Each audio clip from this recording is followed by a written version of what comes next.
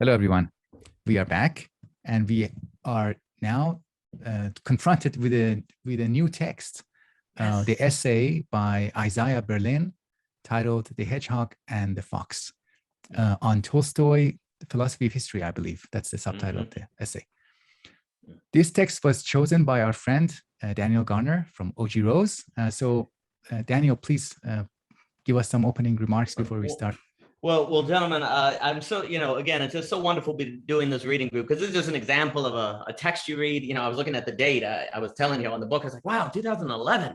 And then 10 years later, reading the essay again and just getting it. It's so much richer. It's kind of deeper. I once heard someone say that some of the great works and the great thinkers you need to read at multiple points in your life, and you get something entirely new out of them. And that strikes me.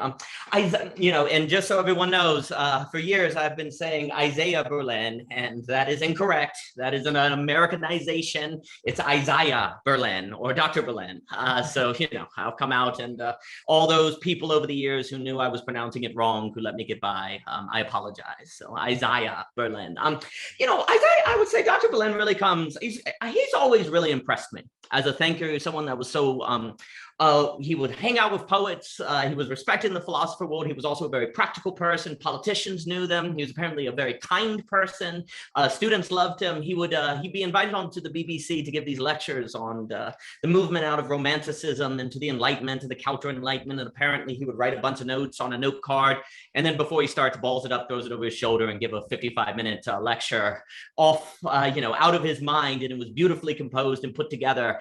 But he always also would give off an aura of really believing in the ideas, and that they mattered, and that it was important that people heard them, and that they had these vistas unveiled to them. He was passionate about a lot of the Russian thinkers that people have forgotten. He was very passionate about the Counter-Enlightenment. He was passionate about Vico. He was passionate about these thinkers that had been forgotten by history. And he loved the great minds, but he also knew how the canon of great minds could hide some of the other great minds that had been forgotten. He was someone who would always look people in the eyes, but also didn't take things at face value, I suppose. He always would see something deeper that was going on. And just an extraordinary mind. This particular essay, I would say, is his most famous, The Hedgehog and the Fox, and it's based on a fragment from, and I can never pronounce the poet's name, if someone wants to, this fragment. Say it again, John. Archilochus. Thank you, sir. See, I couldn't even, I was saying Isaiah for so long, I needed that. So thank you, John. And it's that famous line, that fragment from the poem where he says, the fox knows many things, but the hedgehog knows one big thing. And he goes through and starts thinking about various literary thinkers as either being hedgehogs or foxes.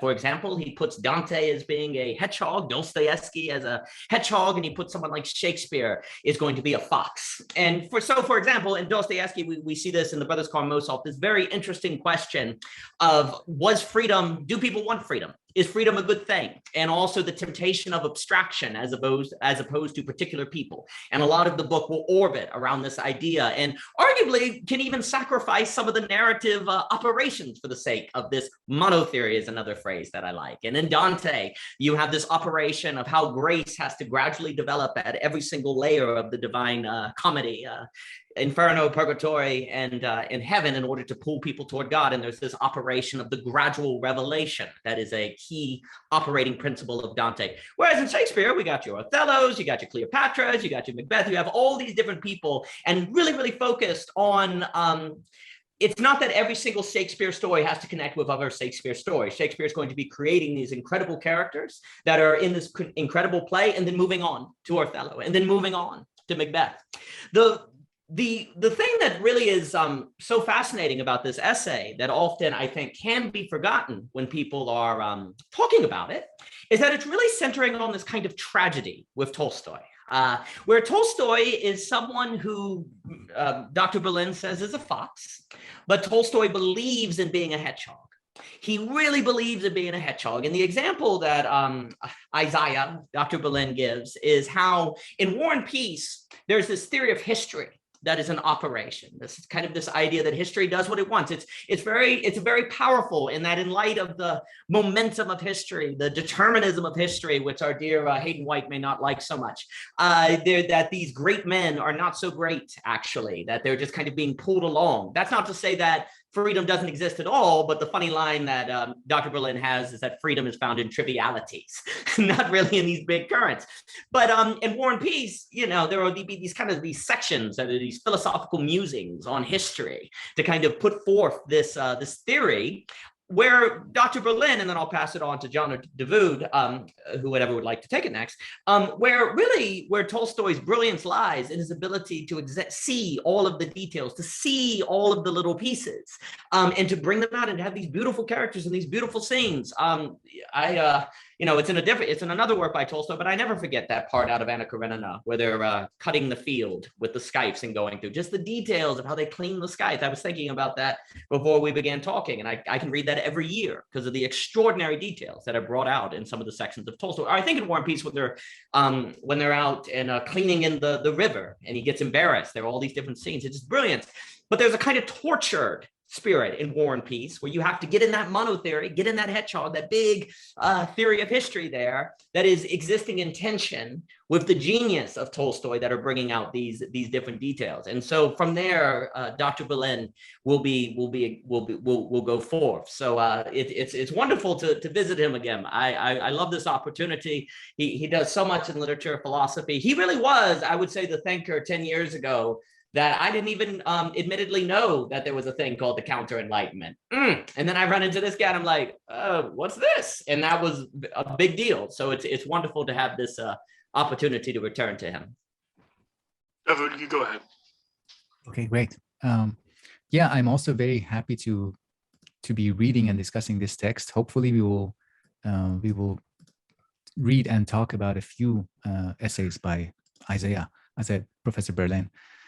So I appreciate the continuity in the themes that we have discussed so far. The theme of counter-enlightenment and the critique of reason, the reason in the sense of the philosophical dominance over life. That has been with us since the beginning of since we started this group, discussing Hyde and White, and then Benjamin Fontaine. And now with Berlin, we get different expressions of that theme. Here we have a thinker who, as you said, Daniel, he is somebody who has a genius, who has a gift for realism and detail and paying attention to the texture of human life, human agency, human psychology, while at the same time, he is really convinced that grand philosophical and metaphysical theories, laws that are universal and general enough to help us make sense of not just particular situations, but generally all of our lives, or the trajectory that our lives might take. He really sees the importance in that, and he believes in the importance of that. So the hedgehog-fox theory that Berlin begins with, why it becomes more interesting is that the tension between fox and hedgehog, these two tendencies, are now present within one thinker, namely Tolstoy. And he's tracing that tension, exploring that tension within him. So he begins with criticisms of Tolstoy's War and Peace by people like Turgenev and Flaubert. They say, yeah, this guy is a genius. He's really good at describing particular situations, singular individuals, but he repeats himself too much and he philosophizes too much. So other literary authors really appreciated his descriptive, whenever he paid attention to individuals and particular actions. And I think often they were more critical of his philosophical aspirations. One last thing I mentioned before passing it to John is the connection with Hayden White. Hayden White talked about in, I think, the third essay that we discussed from Tropics of Discourse. He says that usually great thinkers embody a contradiction, that they have plans and aspirations. They have tendencies to give us an image of history, an image of human life, human societies that has a particular flavor, maybe tragic, maybe romance. They want to be, maybe they're inclined towards reductionism, or they're inclined towards representationalism. But really great thinkers, according to Hayden White, and that applies to Tolstoy here, embody a tension between two conflicting tendencies, Mhm. and that makes them great. That struggle with that inner tension. So yeah, I'll stop there and pass it to John for now. The first thing I want to admit it right off the bat was that am I the only person here who's never read War and Peace? No, I haven't. Okay, you haven't read it either. Okay. Yeah. So yeah, at the risk of that being Daniel's next recommendation. Yeah, why not? I really sort of had to trust his interpretation of Tolstoy's own writing, and it sounds like what he's saying is that when he's writing this, I think in the 1860s, he is really trying to sort of pile the depths of his own imagination to look for a philosophy of history that he can really get onto the page. And all he really ends up doing is inventing characters whose details and whose minutiae he can readily get on the page. But when he gets to those philosophy sections, like David mentioned, with people like Turgenev and Flaubert, they mention how thin and how facile they seem. But he's reaching for something more. You can see that he's trying to synthesize these small little pieces to reach beyond what they seem superficially. And I guess towards maybe the end of the talk, we can talk about how those two parts are reconciled in him and why I think that reconciliation kind of seems like a cop-out to me. Mm-hmm. But as far as continuation in our reading, I thought that the idea of, he does mention that the hedgehog fox spectrum is a spectrum for everyone, but that most people sort of lean towards one way or the other, but that he might be towards the middle. One of the great thinkers of all time who was, closest to the middle. And I kept thinking back about maybe you can have all the details you want in a story, but it's just like a historian can have all the details they want about World War II or something. But unless you have something to couch it in, like, to steal Hayden White's word, implotment, maybe that hedgehog tendency is just sort of like a shape to interpret everything through. But of course, as he gets older, he goes through, he starts writing more and more like political and prophetic stuff. But I had always thought Tolstoy was, again, I've never read this, but I have read other things, Resurrection specifically, and I thought he was a Christian. And I would have thought for a Christian in the Orthodox Church that his Christianity would be kind of a hedgehoggy influence for his philosophy as history. I mean, obviously what happens at the end of history? Christ comes back, right? And rules for 1,000 years. He never even mentions his Christianity even once, I don't think, in the essay, which I thought was really perplexing. You don't have any? Well, the Christianity of Tolstoy is a fascinating subject. Like, there was this one book, Philip Yancey, where he compares like Dostoevsky and Tolstoy, and I can't remember which one. Tolstoy's Christianity is kind of this interesting humanism where he doesn't believe in the divinity of Christ, but then he kind of does believe in the divinity of Christ. It's very, very confusing, and I'm not going to sit here and say that I can necessarily systematically explain the Christianity of Tolstoy, but it's absolutely the case that as Tolstoy gets older, he seems to get to a point where he almost thinks that writing, I don't know if I want to say it's a sin, but that it's kind of frivolous, that it's kind of not something he should be focused on, and that he instead should be doing, he writes a story like, I think, Alyosha the Pot, but it's considered one of his bad. It's not like a good story because it's become so, what's the term? Moral. It's like a moral tale, the everyman tale or something like that. We don't get any more of those short stories like, oh man, what's the one with the Curzak that goes fighting Hera? Dang it, it's got an H in it. It's an extraordinary work. But he Haji Marat. That's it. Very good. That's amazing. And there's the Kreutzer Sonata. What's that, sir? The Kreutzer Sonata. Didn't he write the Kreutzer Sonata? I don't know. That what looks like I have work to do. That might be I mean, Dostoevsky. I might be wrong. I'm not sure. Well, the other thing with these great writers is as you get older, you learn that they wrote things you didn't know about. Apparently, Dostoevsky wrote some novel about a girl named Sonia. I didn't know about that. Maybe it's one he threw away or something, but I don't know. It's some girl with an umbrella named Sonia. Apparently, I didn't know about that. But there's something about where Tolstoy, and maybe this is kind of, the second time I read this essay, I was just really struck by this feeling of tragedy. I don't know, where Isaiah Berlin, it's almost like I don't want to get too much into all of Isaiah Berlin's thinking, but a lot of what Isaiah Berlin is resisting is, I think he calls it monadism, based kind of on Leibniz, which is a single theory by which to understand everything. He wants to defend pluralism, which is, but to define it clearly from relativism, where just, we can have different ideas of what we should do on a rainy day, but both of those are rational. You see it's raining outside, so you say, I'm going to stay indoors. You say you're going to stay indoors. I see it's raining outside, and I say, well, I'm going to bring an umbrella. Both of those are rational responses to a rainy day, but it's not relativism, right?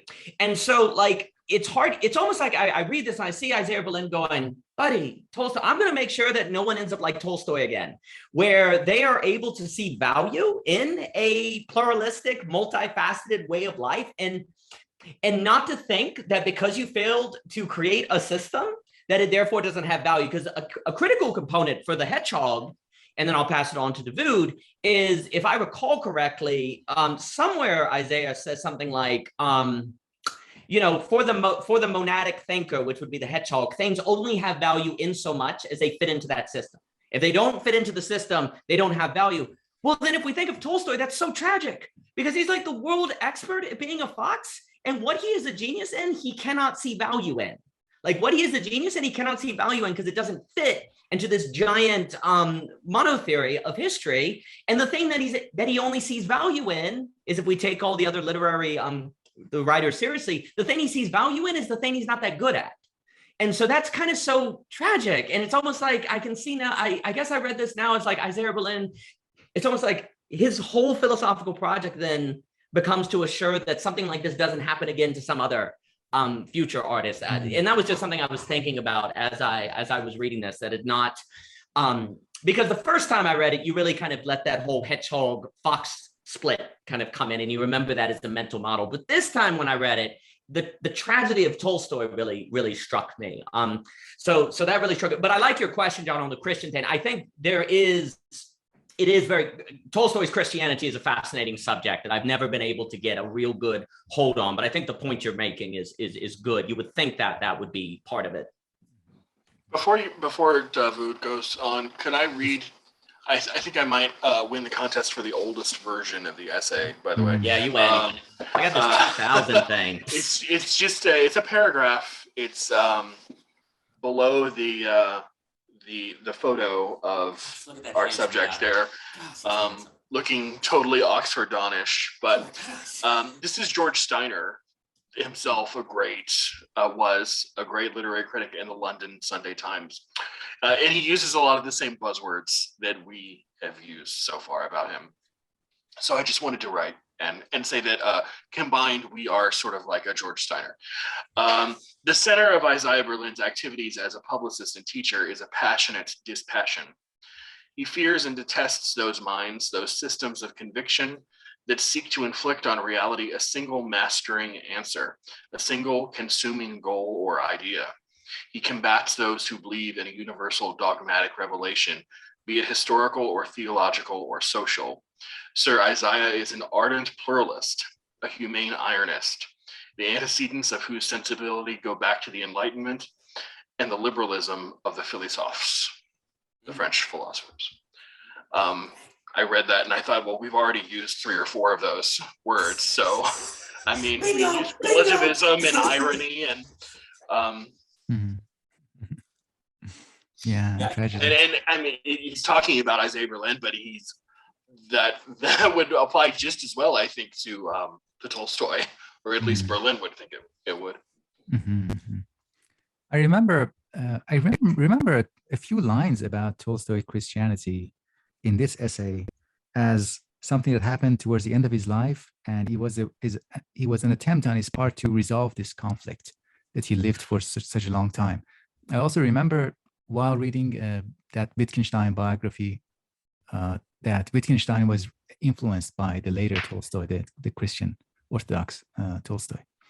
I want to spend a bit of time on this notion of the conflict, the inner conflict that Tolstoy lived with. And I want to emphasize that we don't mean, John, you mentioned this idea of a spectrum. So the spectrum at the one end we have Hedgehog, at the other end we have Fox. And I used to hear this a lot whenever we discussed spectrums in graduate school. People said, yeah, on the one hand we have A, on the other hand we have B, and it should be somewhere in the middle. And that way of describing spectrums and being in the middle of a spectrum suggests a kind of peace that is not really true to the matters of fact. A person who has a combination of these two tendencies is living with the conflict between them, because these two sides of the spectrum are pulling him in different directions.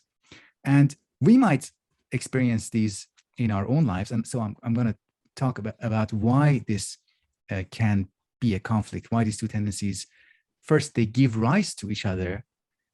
So one of them can give rise to the other tendency and then turn against turn against the first tendency, and then produce a conflict, and then maybe attempts to resolve it. So let's say in our own lives, we can have domains or concepts like friendship, like marriage, like scholarship.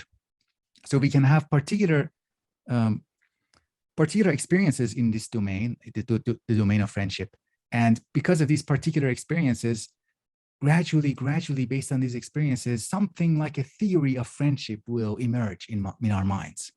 So instead, let's say in my mind, I equip myself with a theory of friendship based on my particular experiences. So I take an extra step to generalize, to imagine abstract and universal regularities and laws of friendship. So this is how things work in general, not just in my life.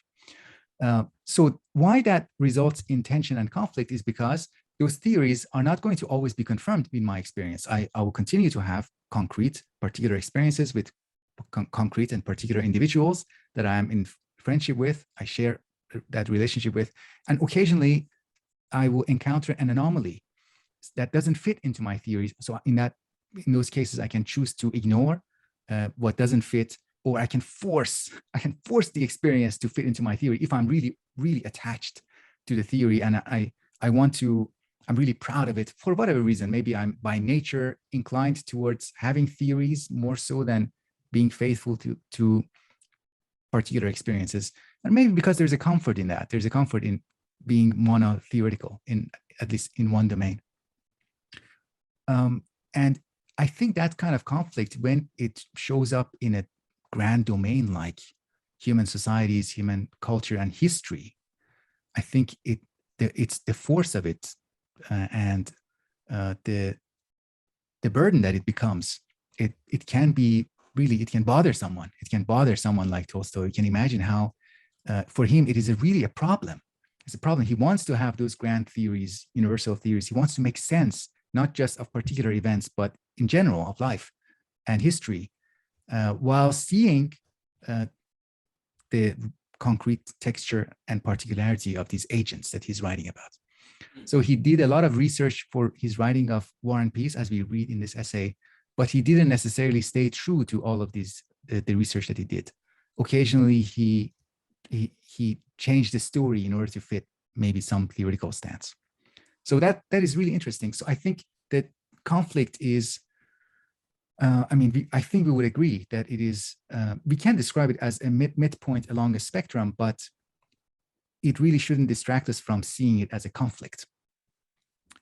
So that's it for me.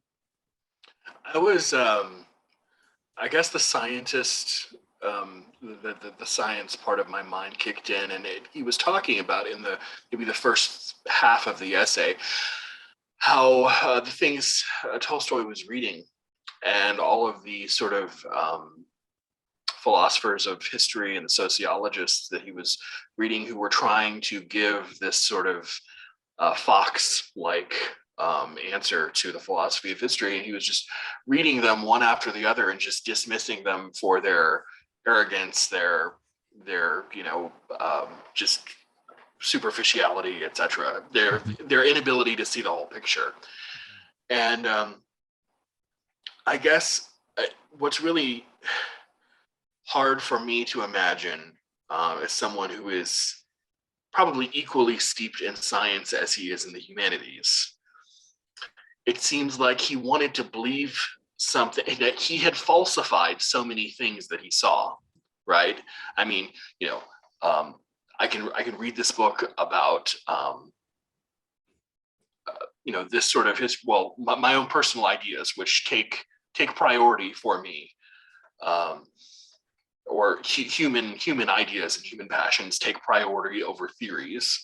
And if one of my theories or ideas or passions just comes into conflict, well, then I can just easily dismiss this. It seems like he has dismissed a lot of things, but he still wants to believe in something for which he doesn't have any evidence. And that's the conflict there is that he's such a positivist in some ways, which is a word that Berlin throws away. He's such an empiricist, but despite how many things he's thrown away, he's still looking underneath every single rock to make sure that he hasn't missed something. And it almost seems like at the end of the day, when he tries to reconcile the two, when he talks about wisdom of just not knowledge of historical events or theories about or history, but having a sort of knowledge about how things go. It's a very short section, but how that is that's his sort of hedgehog approach, knowing that having the sort of wisdom or insight into how things work in the world that maybe smart people don't have, but that truly wise people have. I would be interested in seeing what you two thought about that section in the book. And I'm also curious about if anyone is familiar with Joseph de Maistre, the person who is sort of drug along in the essay along with Tolstoy, if you have any opinions about him, because he was something else too. Well, alas, I don't have any interesting opinions about that. So let's pray that David can pick up the slack, alas. But that would be fascinating. I think what you just said was really interesting, because it does make me think a little bit about Tolstoy's Christianity, because I recall some of the letters where there are sections that just doesn't fit. Like there are parts of the Bible that just don't fit with his interpretation of who Jesus was, that he basically is like, well, those must have been put in there. Those don't really matter. Those don't really count. Any evidence that like Jesus was not merely just focused on, say, moral teaching. It's a little more complicated. The famous example of like Thomas Jefferson cutting out all the parts of the divinity of Jesus. It's a little more complicated than that, but it's kind of like that. It's like, well, that wasn't really part of what they saw. This is the truth. And there's something where it's like he's it's so like there's no way that Jesus could have actually been divine or anything, and so you just kind of assume that it wasn't. So anything that suggests that cannot be correct. Well, that is a jump that you're making. Rather you're right or wrong, that is a jump that you're making. And there's a few things. It's almost like, is Tolstoy alive at a time where basically you're made to feel that if you don't present a grand theory, that your work is not going to be taken seriously? There's some kind of cultural questions that one have where you're kind of under a pressure. It is so tragic to think that Tolstoy may have thought that what he is gifted in is not something that has value, that can only have value in the context of presenting with it some sort of great theory. The thing that's interesting to me is to wonder, you get the impression that there could have been if Tolstoy would have gotten his act together, those sections that are metaphysical musings in War and Peace would have been left out, and you get a sense that the book would have been better. But an interesting question is to suggest if actually the greatness of War and Peace required those sections to create the tension that then drove Tolstoy to creating these extraordinarily detailed characters and these things. Because it's almost like, I guess I want to say, if we have this idea that history history goes along and it's going to do what it's going to do because it follows more laws, if you will, then you need your characters to be larger than life and yet still crushed by history to function as really good evidence that history is all powerful. Like if your characters weren't that good and if the events were not described and really would thus create the impression that characters should be able to change the course of history, then when you present a theory of history that shows that it kind of goes along regardless of what people do, it wouldn't have any power. So is it precisely because of Tolstoy's macro theory of history that then incentivizes him to create such extraordinary plot and characters and people, and therefore it would not be possible for War and Peace to be the same novel without those sections? I don't know. That's a question I've got in my head. It's a curious thing where we always like to, we always like to think you could get rid of that and keep the good. Maybe not. Maybe that's part of the lesson of Tolstoy. Maybe you can't have Tolstoy unless they're facing that conflict. Is it the same as the dialectic in a Hegelian sense? Every talk I got to bring it at least once. Or do you not need that conflict? That's an interesting question I have thinking about it. And I also want to know, we talked about positivism. There is something here that makes me feel like Berlin sees a little bit of himself in Tolstoy and kind of back and forth, this kind of where Berlin doesn't quite for example, Berlin wants to resist any monotheory. And the big monotheory in Berlin's day is in fact positivism, right? This kind of doctrine of science that, he has a big debate with A.J. Ayers on verification and meaning. And it would have been so easy for Berlin to have simply gone with the positive narrative. But he in fact saw that as another example of a monotheory where all meaning can be found in something that can be verified. And, the famous example is A.J. Ayers kind of says something doesn't have meaning unless you can verify it. And Berlin, you kind of he's like, well, if I tell you it's raining outside, you know what that means before you go and look. Things have meaning before you verify them. And with really just an incredible slap across the face, the entire link of verification and meaning is really, really, really hurt. But how much easier would have been if Berlin would have just gone along with that and sort of accepted that and gotten and kind of fit in quite well with all of the academics in his day. But he's resisting that sort of urge, whereas perhaps Tolstoy could not resist the narrative. And maybe Berlin also is because of the example of Tolstoy, he's able to learn from that. So I see kind of a conversation also between Berlin and Tolstoy that I kind of want to write on. I was taking notes because it's interesting that the essay feels very personal to me. There's something very autobiographical almost that is an operation going on that I want to kind of think a little more on. That was kind of coming to me as I was reading it. Mm-hmm, mm-hmm. Yeah, great. He does play his cards very close to his chest, though. He never really. I felt exactly the same thing, but he never leads you to believe. He never starts a sentence out with "I sympathize with Tolstoy because," but you nevertheless get that feeling. That is, I think, the best way to talk about yourself is by, in a latent way, secretly talk about yourself by talking about somebody else that you deeply sympathize with. Yeah, his biographer, whose name we were trying to think of, Michael, he mentions that Isaiah would never talk about it. He would always be talking about other people, how the biographer really had to kind of get him to tell a story about his friends. And that was the way he could get information about himself. So it seems that was also part of how he lived. Mm-hmm, mm-hmm. What I sensed as I was listening to you both was I picked up a couple of things. One of them is this having a gift in Tolstoy's case is the gift of realism, realistic description. And that was really something that he could do. He had a genius for that, so to speak.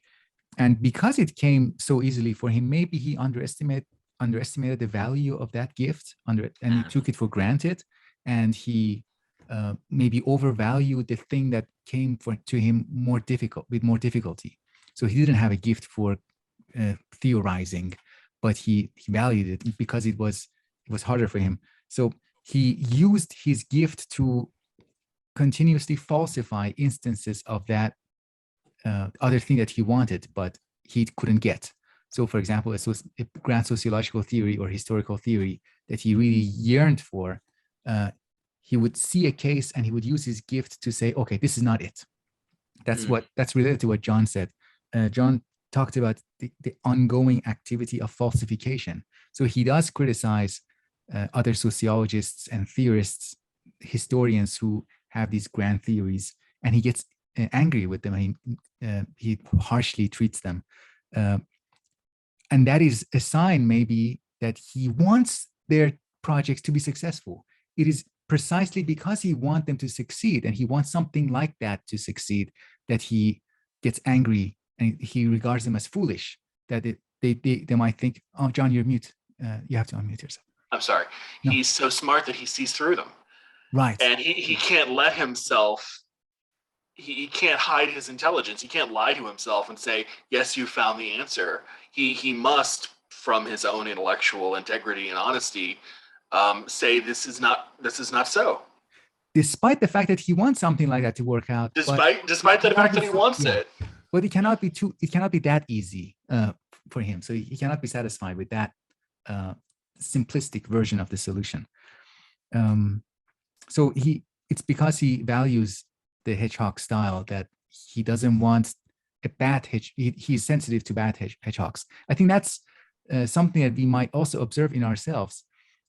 Sometimes when we disagree with someone, we might not have a very negative reaction or get emotional about that disagreement, but sometimes we see someone who is sympathetic to our position, but he's doing a bad job, maybe defending that position or expounding that position. And that might get us more angry because that person is on our side and supposed to defend the thing that we also believe in, or fulfill a task or a project, a kind of project that we also want to see and want it's succeeding. And when it is being done poorly, then we get upset. So that emotional reaction, that is something that John pointed out. I think it is also telling and important to pay attention to. Yeah, that's it. Well, I just wanted to note on what you were saying. I think so I knew in wrestling, there was like this one individual who was like extraordinary, just had incredible ability, just very natural. And they never came to practice and they never tried, precisely because it was like easy for them. And so they were terrible. They ended up actually, they could have probably won state, a lot, and they didn't because they had that gift. I have seen time and time again from personal experience, people who I think are incredibly gifted at writing and description, they never do it because precisely because it's kind of easy to them. And that dynamic that you're describing, where people tend to value what they're not good at, to value what they're not good at and to not value what they're good at, that absolutely is at play. And I'm so glad you brought that up, because that is absolutely what I've kind of thought in Tolstoy, where when I look at Dostoevsky, what's so interesting about Dostoevsky is I don't think there's any doubt that he did not have the descriptive ability that Tolstoy had.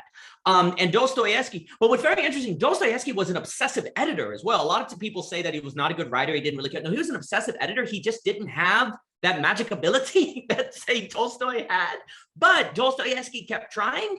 And I would say that the Grand Inquisitor and the Brothers Karamazov, even though it is not artistically, in my opinion, as consequential as like an Anna Karenina, for example, I think about the Brothers Karamazov all the time, simply because he did not quit, simply because he kept trying, and simply because he kept going. He saw value in the writing, because maybe it was precisely because Dostoevsky did not have the same natural ability as did Tolstoy, that he kept at it.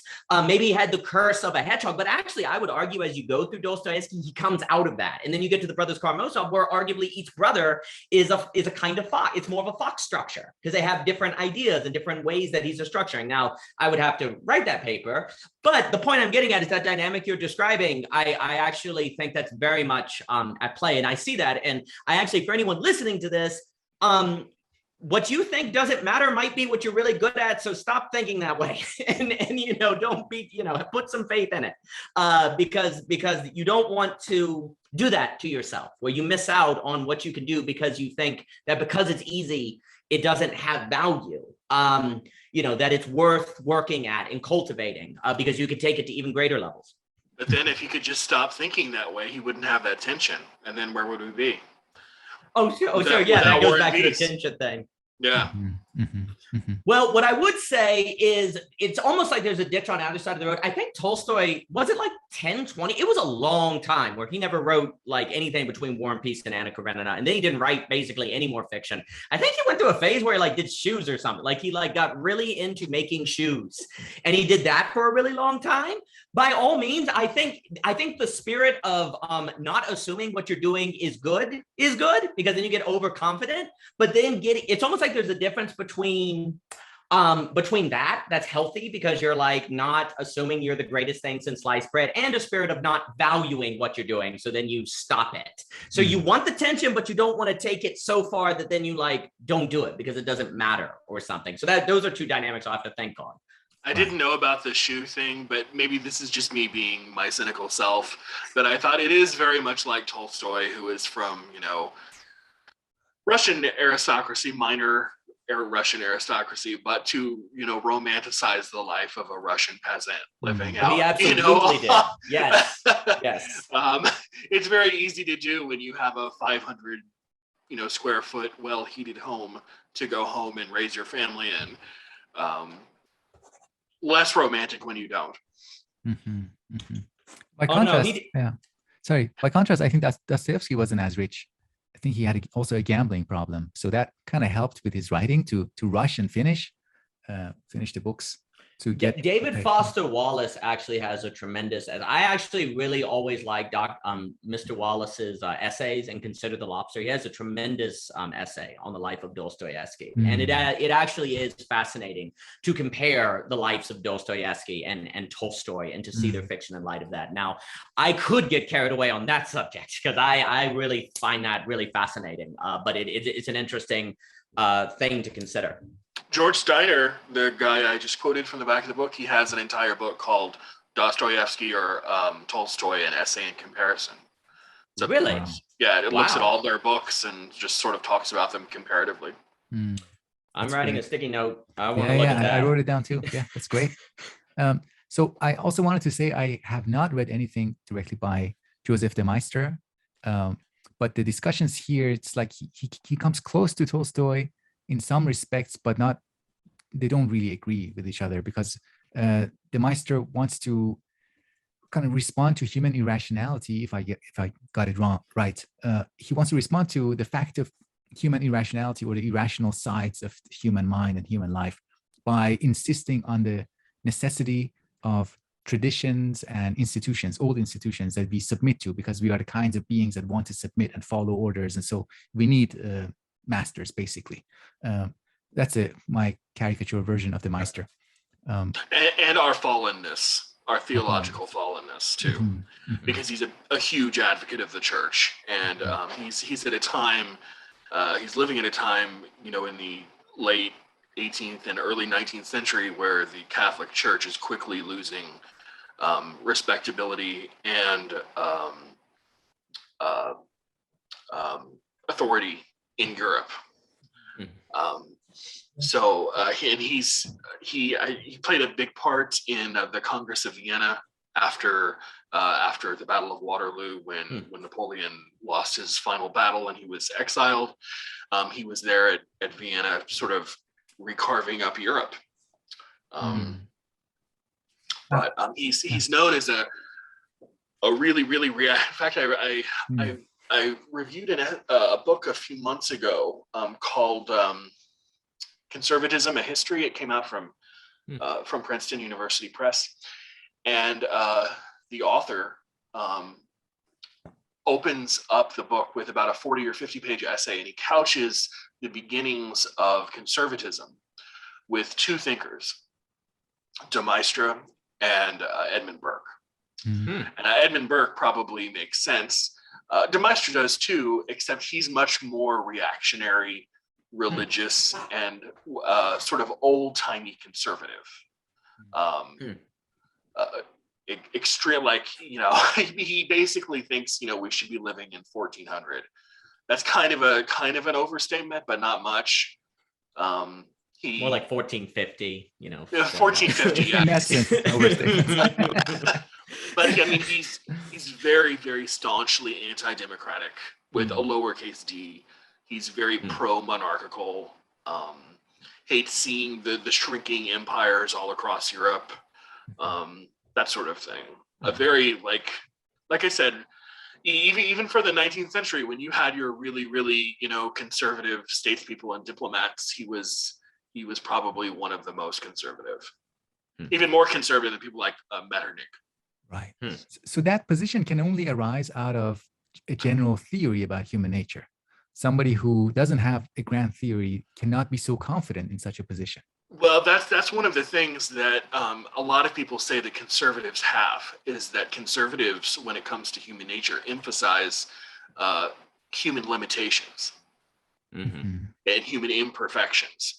And that one of the things about liberalism, if you want to sort of present them as a dichotomy, is that liberals tend to think about the perfectibility of humankind, where conservatives emphasize the imperfectibility and the fallenness of man. Anyways, sorry, Daniel. Quickly, I wanted to mention the other place that I have seen the Meister's name is in Greg Sadler's book on the debates in France over Christian philosophy. I thought that was from the 1830s, though. Dr. Sadler. Yeah, Dr. Greg Sadler. The 1930s Christian philosophy debates in France. Yeah, the Meister was dead by then. He's part of the context. Okay. Yeah, part of the context of the atmosphere of the debates. Dr. Sadler, that was like a father of philosophy too. Remember, he was like the first. Dr. Sadler, I remember seeing that like 10 years ago. Man, when he started his Hegel theory, I mean, I was like, wow, this extraordinary individual. Well, what I was going to say is one of the Isaiah Berlin is so fascinating because one of the things he kind of is trying to do is to present a theory of liberalism that can give it, I want to say that gives it form without being a unified theory, because that would be a hedgehog, but also to where it's not just based on, say, utopian perfectionism, because he's seen where that form of liberalism can give you the totalitarianism of Russia. That's why it's so fascinating that he wants to create this doctrine of pluralism, which is not relativism. That is the key distinction in Isaiah Berlin, and that's the conditionality. And then he's going to come up with the, that we'll talk about next time on the theories of freedom and different kinds of liberty and so on and so forth, where I guess that's a similar tension that I see, that he doesn't want to end up in a Tolstoy place where you feel like, oh, I have to have a ground theory to justify what I'm doing. But then on the flip side, he understands the advantage that conservatism can have in having that unified vision. But unified visions can give you totalitarianism and can be oppressive in different things. And so, so he sees in Tolstoy someone who has that if we have the liberal vision, dare I say, of the working, he does indeed admire the working class. That's why some of the most beautiful freaking scenes in Tolstoy are of the working class. So much of his nonfiction are praising the working class, that the spirit is of the age. One of the reasons he wants to kind of suggest that great men can't do anything much about history is precisely to put the emphasis on the working person. That's where you find, he'll talk about the kingdom of God and the spirit that is in the working class. So you put the emphasis on there. And he wants to move away from a grand theory to something that's going to make space for the working class, but not at the same time lead to these different totalitarians. So that's to say, the liberal spirit is more open to different kinds of people, different kinds of diversity, different kinds of classes. He has the scene I mentioned in Anna Karenina. That's Prince Levin, if I can never say it, Levin, who comes out to work in the fields and he wants the class to close. But then you need a theory to make that possible, and that becomes pluralism, which is it gives form, but it's simultaneously open. Isaiah Berlin believes in the power of the state, but he also knows that the state is something you have to defend people from. That kind of bothness, a conservative and liberal impulse that is an operation. And so I think trying to actually provide a liberal vision, if you will, that is not merely utopian, but also is advancing, that's actually kind of has a moral progress to it, is something that makes Isaiah Berlin so extraordinary as a thinker. Because he also simultaneously, as he's doing that, he's respecting the impulse and the counter-enlightenment to respect tradition. Tradition matters. That's something that can keep rationality from becoming deconstructive and taking but too much. But at the same time, there's a difference between the haughty dare I say, monarchy tradition that's oppressive, and a tradition that's based on the working class or the everyday man, and the traditions of the working person and the rituals of going out in the field and cutting the hay every fall. That's a kind of tradition, but it's different from oppressive attrition. So that's where I just think Isaiah Berlin's an extraordinary thinker, precisely because he is operating in those spaces. As I was reading, I also noticed another kind of maybe inspiration for your work. He also does, like, notices and brings to our attention the idea of trade-offs, Yes. which I've seen also in your work. Sorry, John, did you want to add something? Well, I just wanted to say I knew that he had written about de Maistre somewhere else, and I just looked it up. If anyone is interested, he wrote a book called, well, he didn't write it, one of his students who compiled the lectures wrote a book called Freedom and Its Betrayal, 6 Enemies of Human Liberty. The last essay in there is on de Maistre. Really? It's good to know. Short little 30-page essay, but that's where I remember reading about him, and of course the book that on conservatism too. Yeah. And also, I just really quickly, if anyone is interested in this, I don't know if I think Russian Thinkers is not on sale, but Princeton University is having its 75% off sale for it ends next Monday. This is Monday the 21st. It ends a week from today. They have at least 3 books by Berlin for 75% off, which usually ends up being something like $6 or $7 a piece. Mm-hmm. So yeah, that's great. Including a series of personal impressions, I think is the book, is what it's called, and it's a series of biographical sketches of famous people that he knew, philosophers and poets and artists and things like that, which I snatched up because I've never seen in a bookstore before. But in case anyone out there is like us, nerdy, nobody's like us. I just wanted to let everyone know that that deal is out there if you want to go snatch it up. Right. It's a very good deal. Yeah, it is. Well, for my part, there's one last thing I wanted to touch on. Towards the end of the essay, he talks about the way War and Peace ends, the state in which the characters, we leave the characters. And again, this is not something I've read. I haven't read yet, War and Peace, but I trust Berlin's description. So he says that towards the end, the main characters, or some of the main characters, we leave them in a state of contentment. So they are not unhappy. They are happy with their understanding, and it's difficult to express what it is exactly that they understand. This was, for me, a key moment in the essay, that these characters understand something set at the end of a journey, but it's difficult to say what it is that they understand. So in response to that, Berlin says that they're understanding a general sense of the interconnected nature of things, that we are all in relation to each other, and the concrete texture of our reality, the reality of moment to moment living. And that, with really grasping that, comes a kind of wisdom and a kind of maybe a peace of mind, a contentment that, okay, I have my agency, I can act, I can decide. I'm not completely crushed under the laws of history and society, but there are also huge limits, the really major limits to what I can do. And that is a kind of reconciliation that I think, at least maybe not in Tolstoy's own life, but towards the end of War and Peace, I think we reached that state. So I thought that was beautiful and important. Oh, well, what's interesting about it is there's something about that suggests that the characters find, it's almost like they get the state of peace that Tolstoy himself is looking for, that if he can find that grand theory, there's kind of a feeling that he would have. And he never finds it, but his characters do. And to me, what I guess is part of the tragedoy is actually, again, I just always go back to that scene where they're cutting. That part where they're cutting the field. Tolstoy saw it. Like, that's what he needed to go do. Like, he is coming from an Enlightenment tradition where the serenity comes from the right ideas, but he himself describes where that the most spiritual moments, and if to use that language in his text, are when people are lost in an experience, when they're lost in the feeling of the scythe cutting down the hay and the sounds of it dropping on the ground, or the guy wetting his scythe blade in the river, or falling asleep listening to the birds.